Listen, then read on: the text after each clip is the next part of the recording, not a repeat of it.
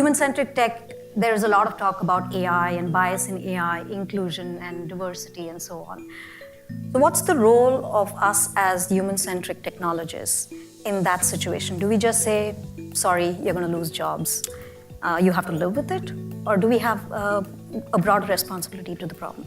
Research has shown that when we design with, all humans in mind, not the average human, but all humans, with AI, with automation, we've got these opportunities that when we program it for those that may be disabled or may not necessarily be targeted in other technologies, if it works for them, it works for all. So I think when we start there, it's a more inclusive environment we're creating. To remove bias out of data, create data that's more inclusive, representative of larger populations and so on.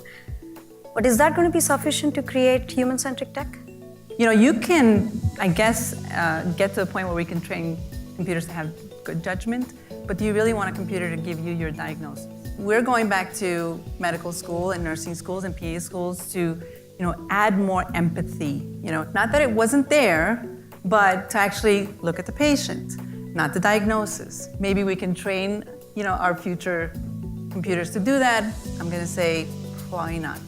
I come out of industrial automation. Most of my last few years of experience is in robotics and manufacturing. What we see is the robots who try to replace people doing the last mile of automation, they are not there. The technology is not there because people are much smarter than you think. A product that's not going to operate in an ethical manner, then the product isn't ready. You really have to be responsible socially.